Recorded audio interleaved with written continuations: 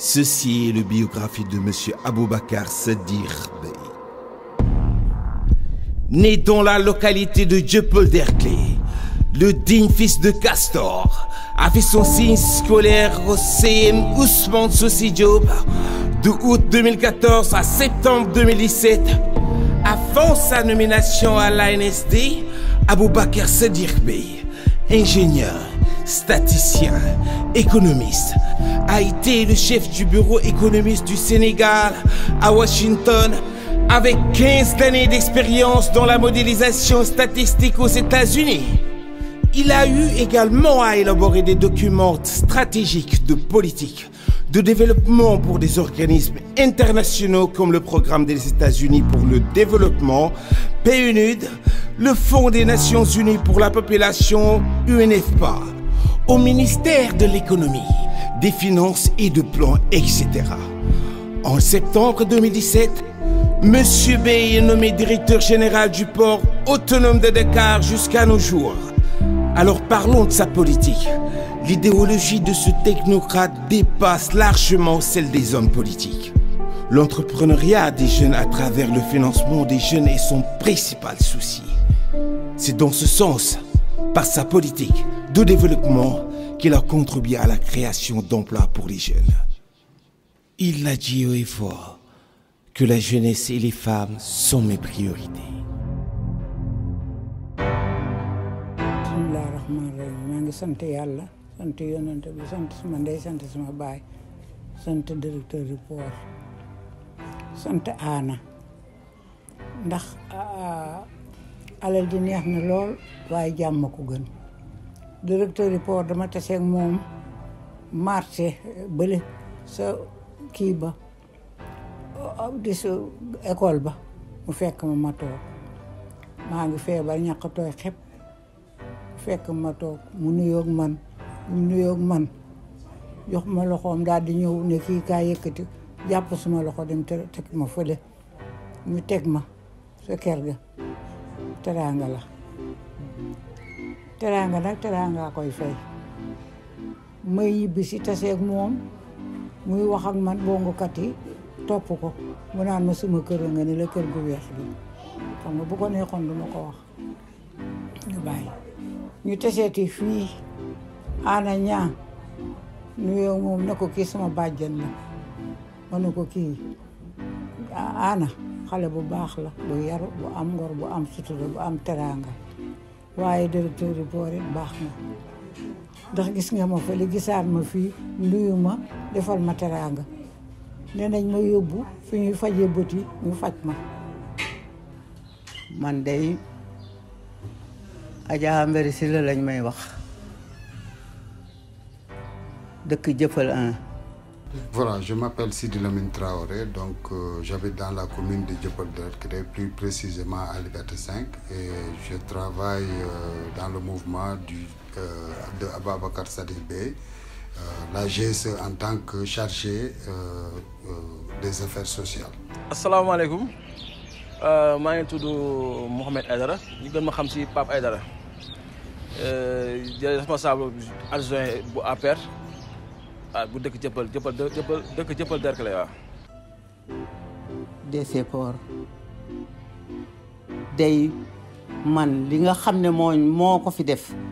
gisuma ku ko fi mas a def as gor nag buñ ko teralee dafa war a sant te gërëm sant yàlla ak yonent ba sant ki ko defal ndax yàlla mi nga xam ne moo bindi jaamam yi sax bëgg na ku ko gërëm. waaw Aboubacar Sadikh Bey première chose dafa nekk camarade de parti pare nekk sama xarit nekk nit ku dal ku am yar ku am itte kuy dégluwaate waaw loolu moom ñu bokk parti ba boole tamit parti ba ñu boole woon mais am na relation bu gën a fort loolu léegi. parce que njikkoom moo ma neex man naw ko ak yaram ak tegginam ba jël sama doom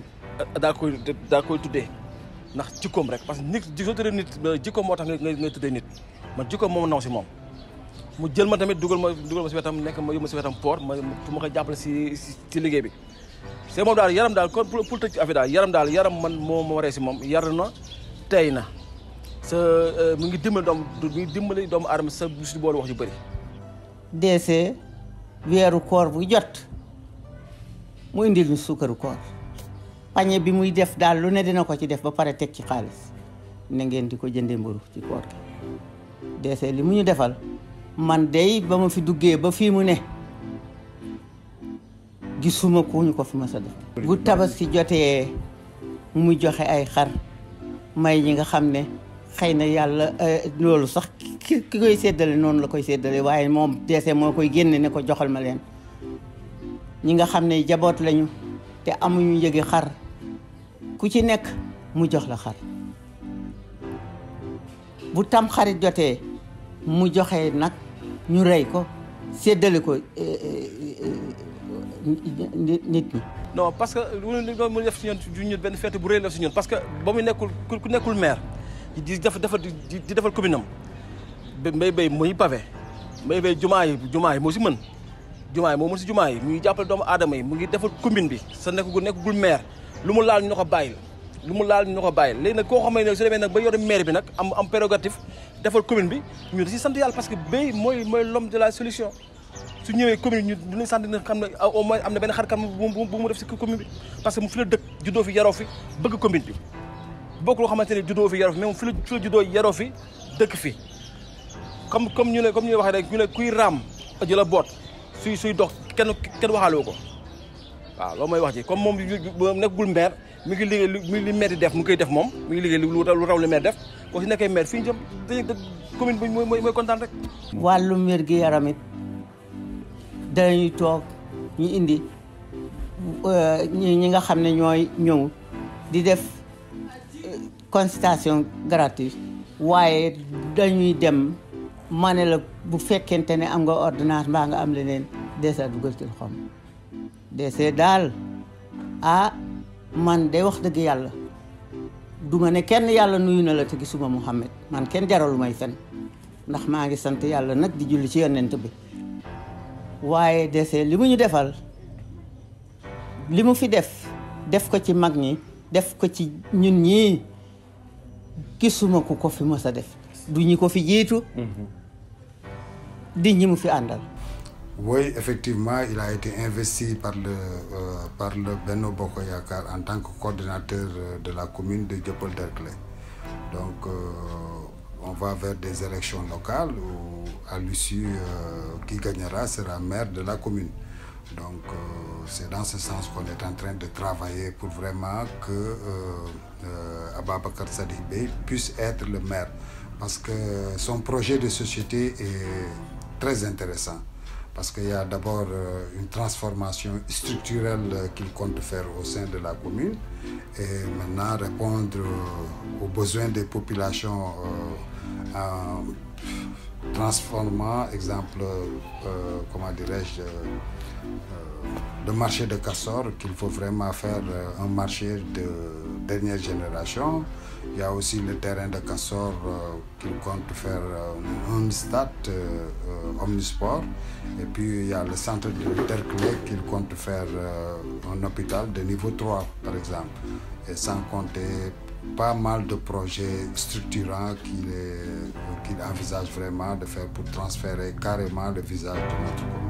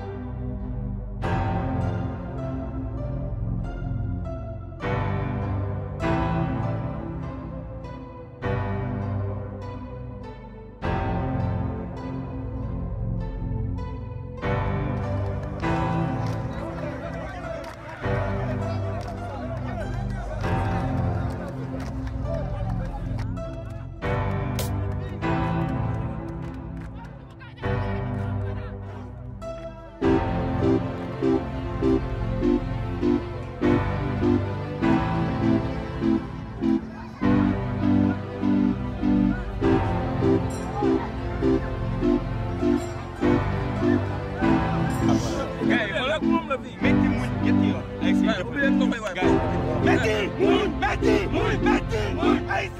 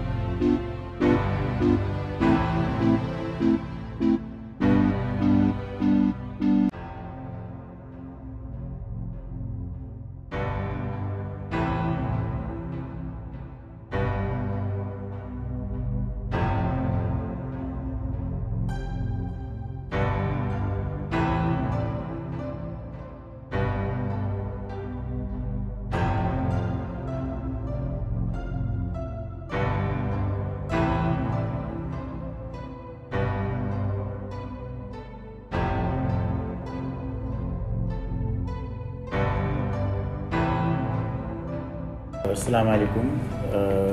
man la Waly Gueye nekk chef service exploitation matériel roulant pour port autonome de Dakar maanaam lu jëm ci wàllu oto yi ak moto yi ci wàllu port bi ci ñun ñoo ko yor. asalaamaaleykum sunu mbokk ñu seetaan ak dañu déglu maa ngi tudd Mansour Mbaye di liggéey port autonome de Dakar ci wàllu cellule communication stratégique bu port. Aboubacar Sadikh Bèye mën nañ ni port depuis bi mu ñëwee ba tey gis nañ fi mu ko jëlee ak fi mu ko yóbbu parce que port depuis 2017 ak port depuis 2019 mën nañ ni y a beaucoup de choses yoo xam ni su amee tey c'est grâce à lui. Par rapport ak li nga xam ne mooy l'homme maanaam en tant que l'homme mooy dafa nekk nit koo xam ne dafa am yërmande te yërmande dafa nekk jamono ji lu am solo parce que tey ku yërëm rek di nga defal nit loolu qualité la boo xam ni tey un leader daf ko war a am mu yërmande te moom am na ko. ñu waxtaane koo xam ne maa ngi ko tuddee le directeur des grands défis moom ci boppam moo ñu ne na xam ngeen lan mooy football américain. ñu ne ko déedéet mu ne football américain da ngay wut ay maître boo ñëwee maître yi nga am foofu nga toll dañ fay tracer keneen bu ñëwee fi nga tolloon fa lay tàmbalee dem ci kanam mooy nag fu mu fekk port bi am na ñu bëri ñu fi jaar liggéey fi liggéey bu rëy waaye moom nag bu mu ñëwee nag daf ko fekkoon nag ci un port classique d'embarquement et de débarquement yóbbu ko nag ci un port moteur de l'émergence kooku mooy monsieur Aboubacar Sadikh Bèye. li jëm ci wàllu Dieuppeul nag man je parle à la jeunesse de Dieuppeul-Derklé tey vous avez une chance tey mooy am ku mel ne Aboubacar Sadikh Bèye dans votre commune ce que beaucoup de communes bëgg tey jii nii communes yu bëri bëgg nañ am un certain Aboubacar Sadikh Bèye ci seen biir mais yéen la ko yàlla may tey su leen ko yàlla mayee di ngeen a war a def seen xar tànk tubéy ba nga xam ni di ngeen ko mën a porter à la tête de la mairie parce que Aboubacar Sadikh Bèye nekk na quelqu'un boo xam ni dafa bëgg dafa gëm jeunesse même à travers ses discours da ngay gis la jeunesse loolu day wane ni c'est quelqu'un qui laisse à la jeunesse ses idées quelqu'un ki nga xam ni dafay bàyyi jeunesse mu épanouir nekk na aussi koo xam ni tey lu muy def bëggul loo xam ni day am impact bu ndaw lu muy def day bëgg mu am impact boo xam ni day général ku ci nekk gis ci sa bopp parce que moom noonu la ko yàlla bindee moo tax damay wax jeunesse su Dieuppeul ni leen vous avez une chance et il ne faut pas laisser cette chance mu dem tey Aboubacar Sadikh Bèye soo leen ko tegee ci bootu maire bi di ngeen gis ni di ngeen am commune bu développée et commune bi nga xam ni ñëpp dañ koy ñee. lu may ñaax waa Dieuppeul-Derklé dama yaakaaroon ni docteur ca hôpital rek lañ koy gis docteur ca clinique rek lañ koy gis waaye nekkate am na keneen kuy faj ci wàllu beneen ma tuddee ko docteuru jàq yi docteuru jumaa yi docteuru église bi docteuru jeunesse bi docteuru nag Dieuppeul-Derklé lu waral loolu dama xam ne Aboubacar Sadikh salaire rek la am te salaire boobu mu am mënoon na ko jël def ko ci njabootam mënoon na ko jël def ko ci famille mënoon na ko jël def ko ci boppam waaye salaire boobu mu am moom la jël di ko bokk ak waa Dieuppeul-Derklé te déggagul benn ndomba tànk waaye ma xam ni kon kii ku ko fal maire jox ko moyen dina liggéey nag li nga xam ne mooy Dieuppeul-Derklé waaye bul fàtte nag lu mu wax nee na innovation lu mu wax mu ne transparence lu mu wax mu ne xanaa dimbale ndaw ñi ak xale yi yaakaar naa ca dëgg-dëgg bu ñu kii bu nekkul maire kan mooy nekk maire commune Dieuppeul-Derklé. dama koy ñaanal yàlla nag ak yéen ñi ngeen xam ne li ngeen bëgg seen barke ndey ak seen barke baay yenn leen ko yàlla may ngeen am jàmm ak jàmmale ngeen am sutura li ngeen bëgg yàlla may leen ko moom it yàlla may ko ko. Mais à chaque événement, que ça soit du côté des musulmans, la Tabaski, la Korité, Tamkharit, fête musulmane bu munti am dina jàppale les populations de Dieuppeul-Derklé. Donc kooku ku la jox añ ne la xaaral reer je pense que di nga xaar parce que xaarul nekk maire pour vraiment jàppale population yi. Magal Touba cette année 72 bus le mettre climatisés le mettre à la disposition des populations. Donc il est dans les églises, il est pour la réfection de l'église catholique. Il a injecté beaucoup d'argent, des millions et des millions, où vous avez vu que Martyr de l'Ouganda a des travaux actuellement. Et dans toutes les mosquées de la commune, il a injecté de l'argent pour que vraiment nous dem en hauteur, vraiment des mosquées vraiment dignes de nom, quoi.